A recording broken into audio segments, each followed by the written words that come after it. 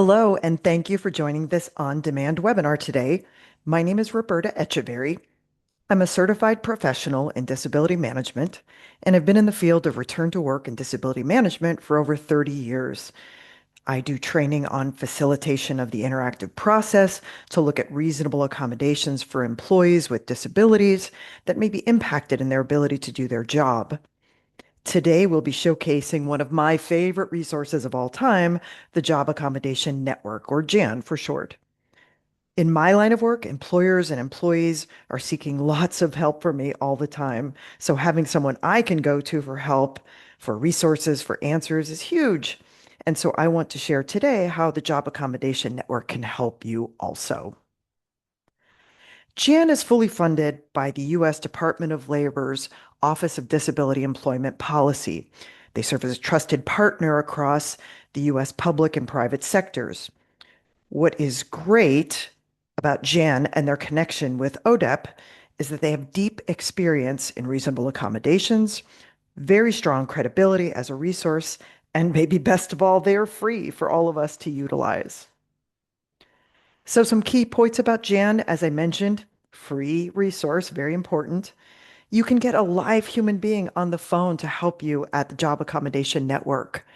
They're the nation's leading resource for workplace accommodations. They're always adding to their library of resources and different accommodation solutions, and they can provide individual case guidance for you, trainings, webinars, et cetera, et cetera. Today, we're going to go over a lot of information, but even this is still just going to be the tip of the iceberg to the great depth of resources available through the Job Accommodation Network. So let's jump in. We're here at askjan.org, and we're at the home page navigation. Now, in my line of work, I primarily deal with employers navigating through accommodations for employees. So that's what I'm most familiar with at JAN. So here at the navigation bar at the top of the home page, we can click on employers to see what's available. At this page, there's a wealth of information and links. This is actually a screenshot from the JAN web page. So they have things like their A to Z of disability search feature, situations and solution finders. We're going to talk quite a bit about the workplace accommodation toolkit, different statistics, and the ability to contact JAN as well. From that list, I want to first showcase the Workplace Accommodations Toolkit. If you are only ever willing to look at one thing at JAN, please take a look at this. This is a great resource. It's a relatively new-ish edition at the JAN site, but here we can find information that includes an overview of the reasonable accommodations process, key concepts, step-by-step guidance for how to engage in the accommodations process and the interactive process, tips for documenting the process, different tools for going through it, and again, lots of layers of training for you and for your team. Scrolling down on the toolkit page, you'll see that there are a number of downloads, including different forms, template letters, policy language, training resources, lots of things available here. My next top recommendation at the JAN site is their A to Z of disability and accommodations page. Let's take a look at this next.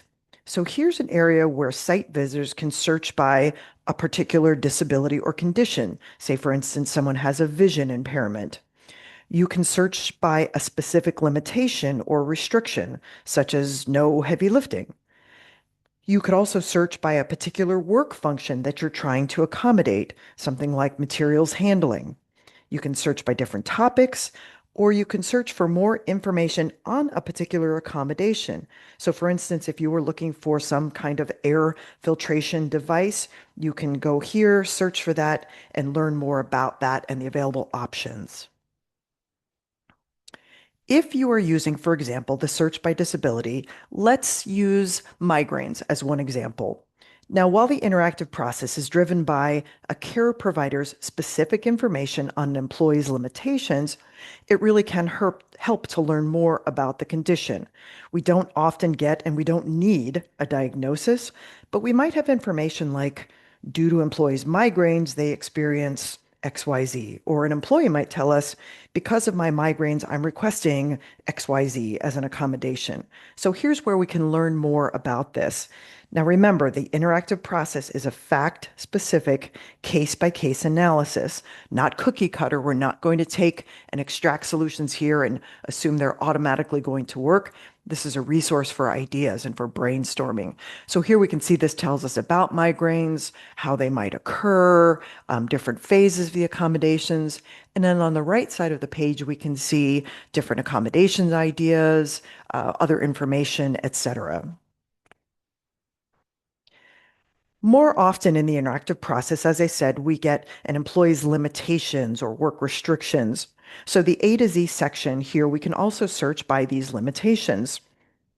So here I've used the example of overall body weakness or issues with strength. So we can see different links here available. We might look at providing ergonomic office equipment, perhaps providing personal safety or fall devices. And each of these links will bring you to different resources related to that area. If we go back to the migraines example, Jan also has the ability to search the A to Z section by accommodation ideas. So here, for instance, if the employee with migraines has a sensitivity to light, they have a list of ideas for us to consider. If we click on, for example, alternative lighting, that's going to bring us to a list of vendors and products that we can take a look at. These are not sponsored products or vendors. These are just Jan vetted resources, but it gives you all lots of different options as you're seeking to accommodate the employee. Now, I want to go back to the toolkit again. I said earlier, the interactive process is driven by specific limitations from a doctor or a care provider. Sometimes in the interactive process, there are challenges in getting that information. A form that I use all the time and I share with employers all the time is the sample medical inquiry in response to an accommodation request form. This is a form available in the toolkit at the Job Accommodation Network. It's an excellent tool when you're trying to clarify what an employee's job-related limitations are.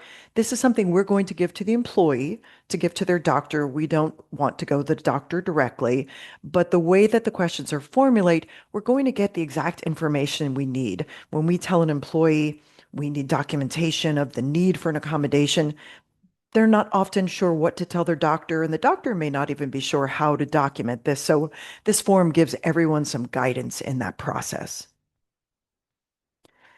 Now, if you're looking this all over, some of you are thinking, I don't have time to go through all of this, or this just seems overwhelming. Well, fear not. Jan handles that too. There is a Jan on demand feature at the Jan site. You're going to fill out a form online, and then within typically 1 to 2 days, you're going to get a response chock full of the information that you're looking for. So let's go through this feature on the Jan site. They're going to ask you for some basic information such as your name and email address and phone number.